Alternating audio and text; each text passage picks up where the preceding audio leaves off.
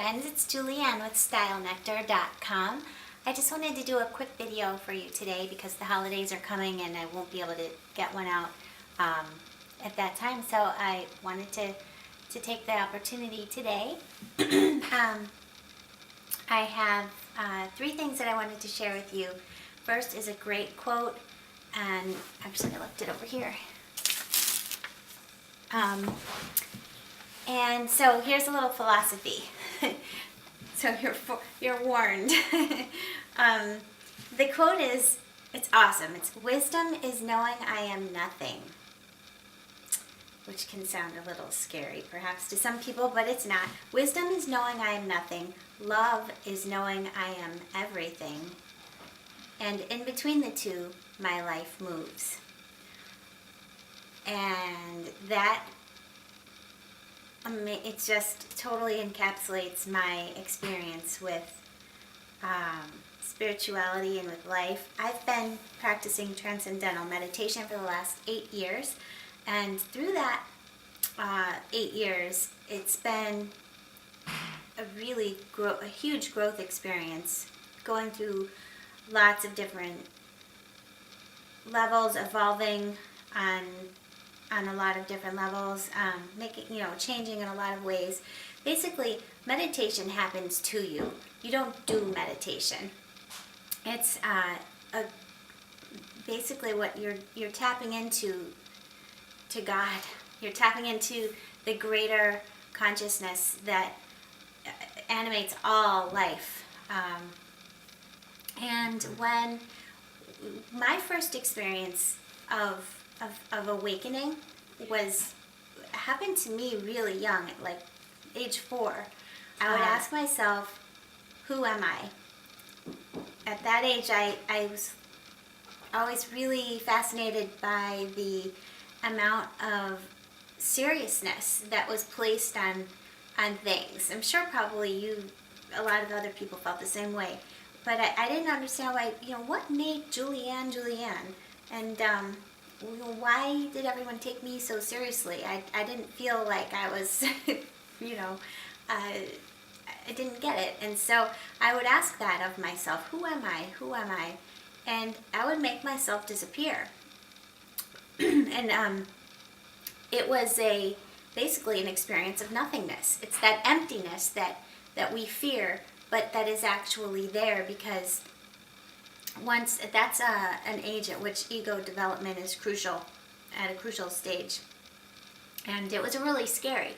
I did it as a thrill.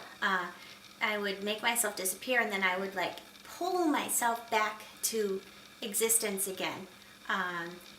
It's hard to explain. Maybe some people will understand what I'm talking about, and others will just think that I'm crazy. But it was a thrill. It was like a roller coaster ride. I would get that feeling in my stomach that I was never going to come back, and then I would pull myself back into reality, so to speak. At the time, I didn't know what I was doing, and now I know, because in meditation I have the same experience, except that I understand that emptiness is a place of existence without ego. It's presence. It's love. It is pure, beautiful bliss of being at one with everything. All problems drop away. There's nothing wrong.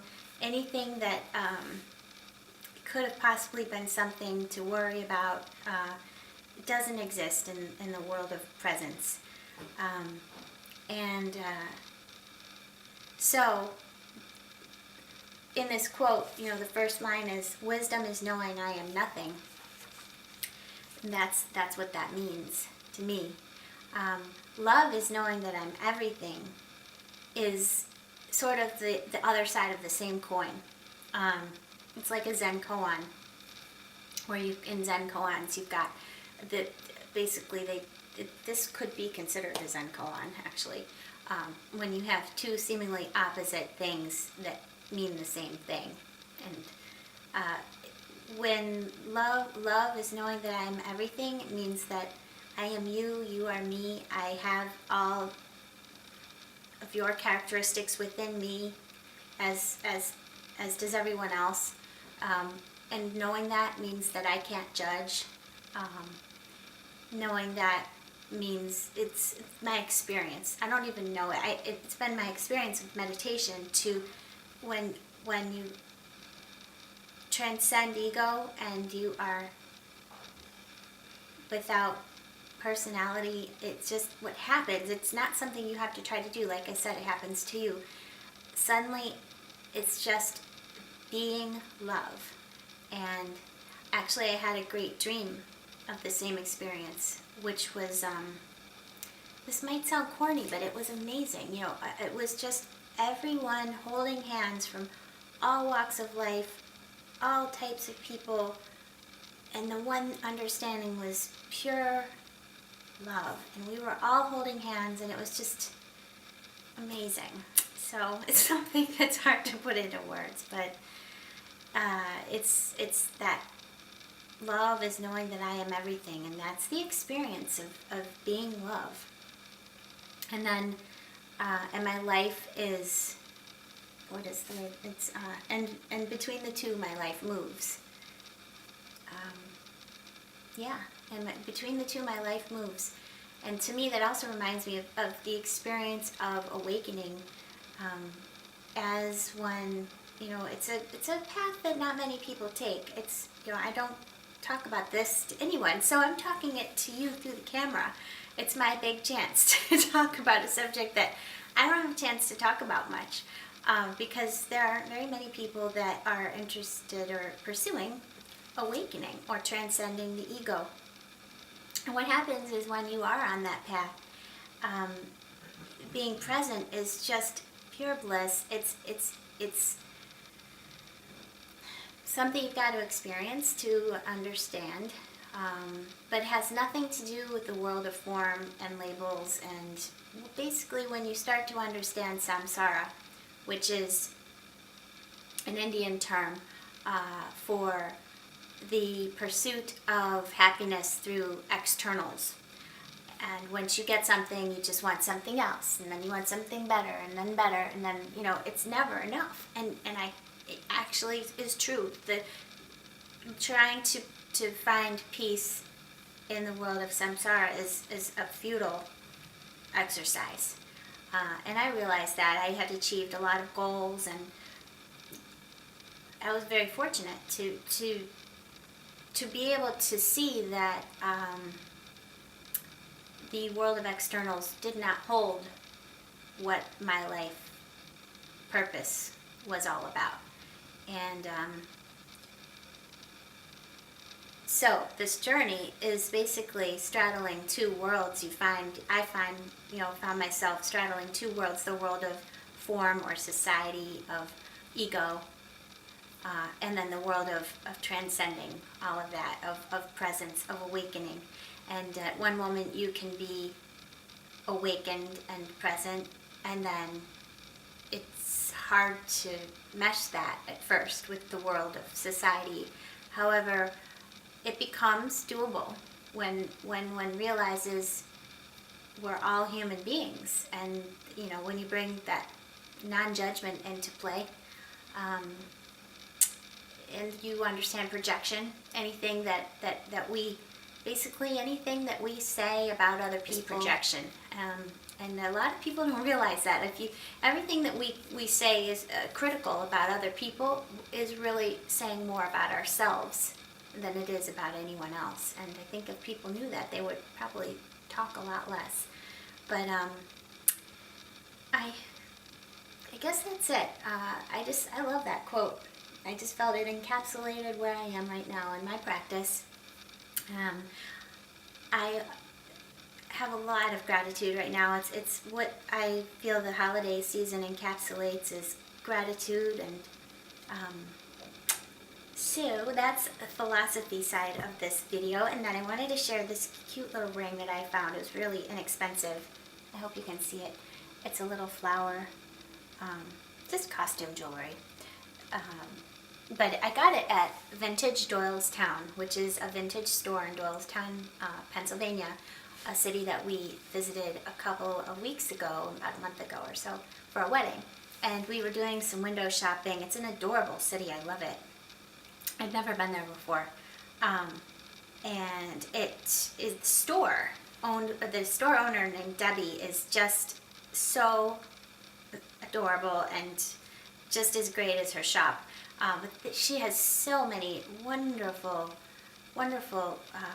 things in her, from handbags to beautiful shoes and clothing and jewelry and just anything that you can think of. That she goes to auctions, and she's a really great curator of beautiful merchandise. So if you're ever in Doylestown, Pennsylvania, definitely go to Vintage Doylestown. I also picked up a little handbag for summer that I won't get to use. I was kind of bummed because it was fall, but I was like, I'll be happy I got it in the summer. So anyway, I love this. And then I also wanted to share this tonic that I've been making.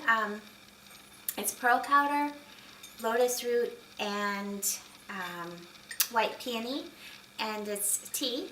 It's really good. I get all of my tonics from Dragon Herbs, or you can also find them on iherb.com. And okay, let's try this again. The ending. So you can get the tonics on Amazon too. That's where I got cut off. And so basically that's all I wanted to share today. I hope you have a really Merry Christmas and a Happy New Year, or a Merry whatever it is that you celebrate. I am just full of gratitude for my life right now. I am so happy to have the chance to talk with you. Thank you so much for spending your time with me. I really enjoy this a great deal. And make sure you visit me over at stylenectar.com, and you can see my paintings. Actually, this sofa is featured in a portrait that I painted of my sister. I drew her while she was visiting a couple of holidays ago, while she was sitting on this sofa, so you'll recognize it. I'll put a link, maybe if I can. Maybe I won't be able to, but if I can, I'll put a link to the portrait. Otherwise, you can look under portraits, the category portraits, and you'll see her looking gorgeous as ever. And let's see what else. Yeah, visit me. You'll see over at stylenectar.com. I have tons of holiday recipes, from before I was a vegetarian to being, vegetarian recipes, to meatless recipes and raw vegan recipes. This Christmas I'm doing a raw vegan menu, and I'll share that with you too. We're going to be having stuffing and cranberry sauce and mashed potatoes and gravy, greens, wilted greens, or maple Brussels sprouts. I haven't decided which. We'll be having a pumpkin crumble for dessert, and I know I'm leaving something out, but doesn't that sound, it's going to be so delicious, and it's all raw vegan, but that doesn't mean it's not, warm, and it's not delicious. So I will share it all with you, and all the recipes and everything, and I hope you have a great week. Once again, I'll talk with you soon. Bye.